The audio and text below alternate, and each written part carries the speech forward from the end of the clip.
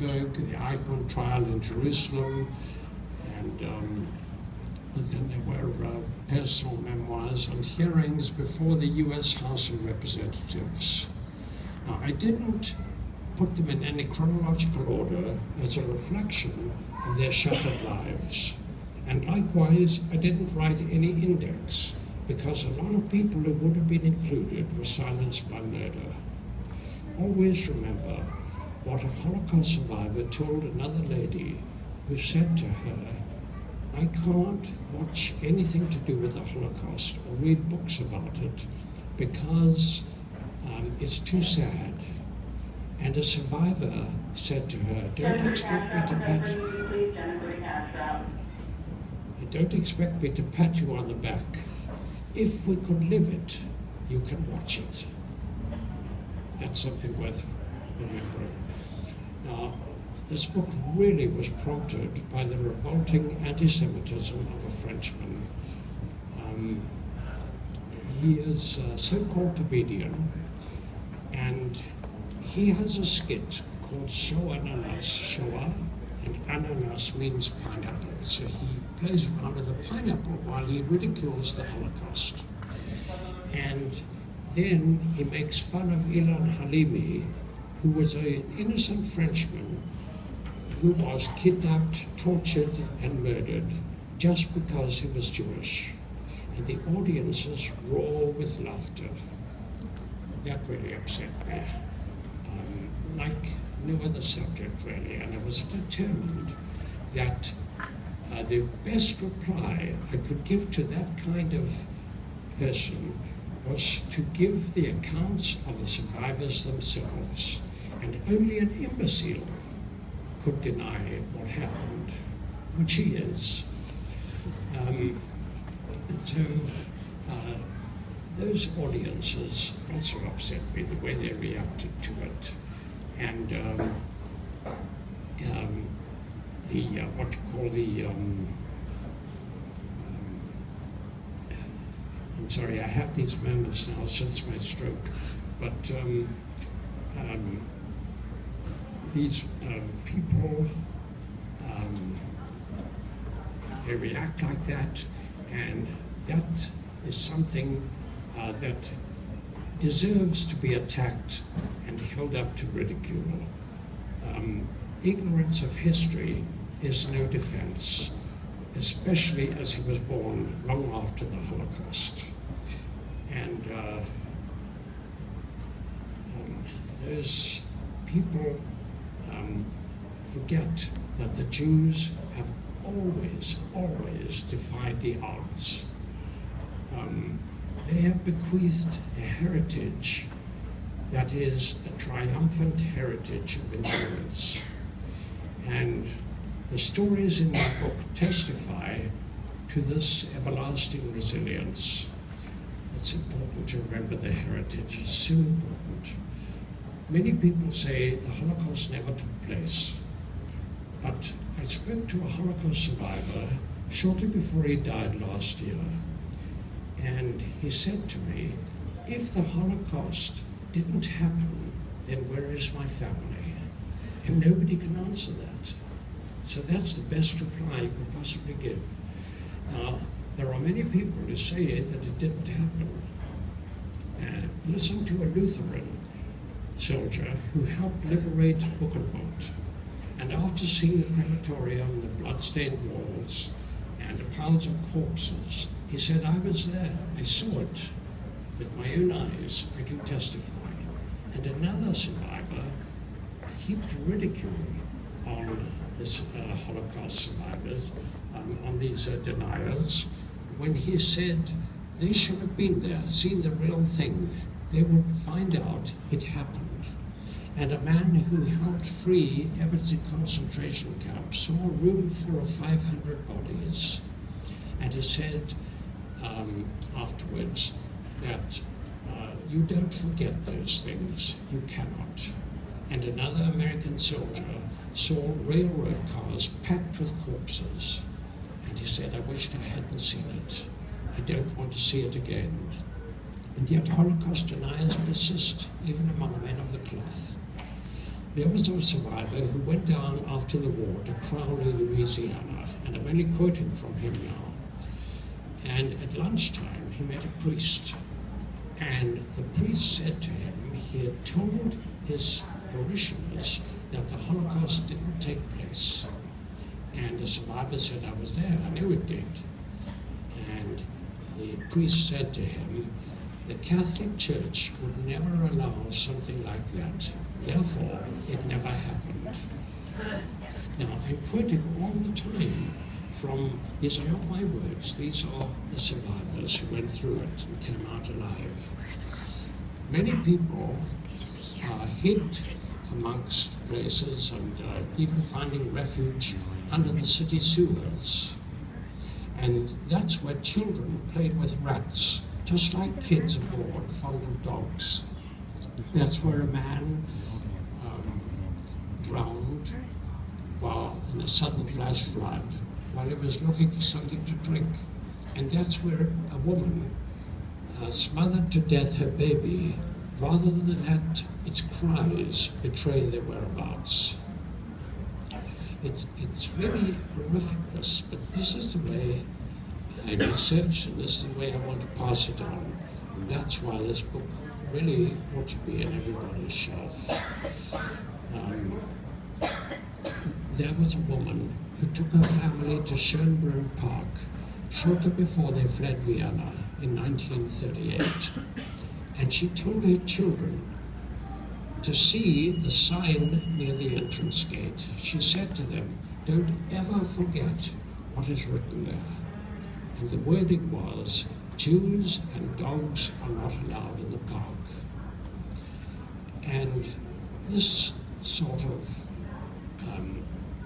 hatred of Jews was open and displayed without any emotion, any shame. There was a distinguished Jewish lawyer who went to the same coffee house in Vienna for more than 20 years, always sitting at the same table, served by the same waiter. But after the Anschluss, the Union of Austria and Germany in 1938, the waiter came up to him, showed him his lapel pin, which denoted that he was a member of the Nazi Party. And he said to the Jewish lawyer, I don't wait on dirty Jews. It's after 20 years. All he needed was to go ahead from the Nazis. So people will ask, why didn't they bolt while time seemed to be on their side?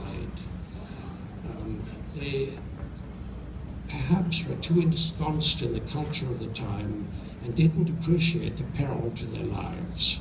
Consider a man in Berlin who told his son that he was a doctor, and he wouldn't be taking up a position in a hospital in Brazil because, he said, the Nazi Party will not last, the Germans will not stand for it.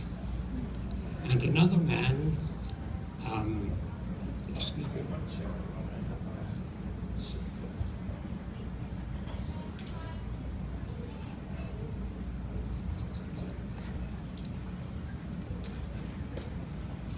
another man confidently told his daughter that he had declined a position with a film company in England in 1936 because, he said, the Germans will not do anything to me.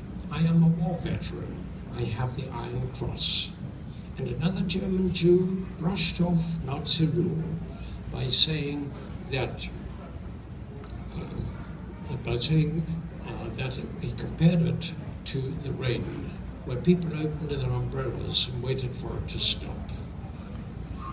Even the threat of the announcement, rather, of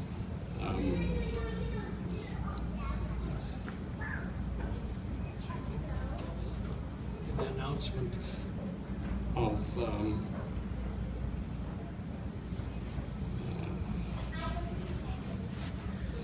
mass murder didn't influence many of them. There was a man who escaped from a train going to Auschwitz, and when he got back to Poland and told people about the massacres they had, they didn't believe him. They were angry and they said he was frightening people. And there was another man who escaped from a train bound for Chelmno in the same year, 1942. And when he got to Warsaw and he told his relatives of the massacres, of the slaughter they could expect, they said he was far-fetched, and they didn't believe him. And even the events of Kristallnacht failed to influence many people. That was the night of broken glass, the 9th and 10th of November 1938. The Nazis burned tons of synagogues throughout Germany, and they destroyed or ransacked Jewish homes, offices, and shops. And they rounded up many Jewish men and sent them to concentration camps, and others were murdered. And there was a notable incident of a man who had befriended a Jew when he was a child. And he'd even eaten at the Jew's home. Well, that night, he led a group of stormtroopers in threatening the boy's parents and then trashing their home. So, this persecution intensified with the declaration of war in 1939. That was when hundreds of thousands of Jews were crammed into cattle cars like cargo for the torturous journey to the death camps. There was no room to sit. There was no space to feed babies, no medication to take. And there was also very little air to breathe. And they had to make do with one bucket to defecate and urinate in, and that soon overflowed. Imagine standing like that for 3 or 4 days with little or no food, and soiling your clothes because there was nowhere else to go. And if you were unlucky enough to come from Thessalonica, Greece, that train journey took 9 days. A boy exulted when elderly people died. Now he had more room to move. And a boy who was atop a pile of people that he thought was sleeping. When he got to Auschwitz, he only then discovered that they were all dead. There was panic aboard a train that was headed for Mauthausen when the rumor spread that they would all be burned alive. And so a Jewish doctor, female doctor, slashed the veins in her arms and legs, and then did the same to about 30 women who elected to commit suicide. 2 men prepared to escape from a French train bound for Auschwitz by soaking their sweaters in human waste, rinsing them, and then using them as tourniquets to try and pry open the bars of their window. And while they were doing this, the fellow captives yelled at them, "Don't do it, we will all be murdered as a reprisal." And an old lady on crutches yelled out, "You must do it. If you get out, maybe you can tell the story. Who else will tell it?"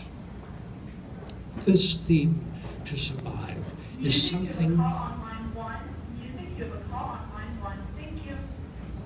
The theme to survive is something that sounds amongst men and women in many of the camps. The urge to survive and recall it for a world too naive to believe them.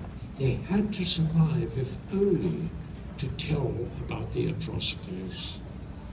And the strength of their faith can be gauged from a grandfather. He went to his shuttered synagogue to rescue a Torah, and he clutched it all the way to Auschwitz. But when he got there, the Nazis told him to throw it in a ditch, and he refused. So they clubbed him to death in front of his family, but he died still caressing the Torah. They couldn't fight back because they had no weapons. And they were facing a fanatical foe that thought nothing of exacting reprisals. That is the horrid truth but that is true.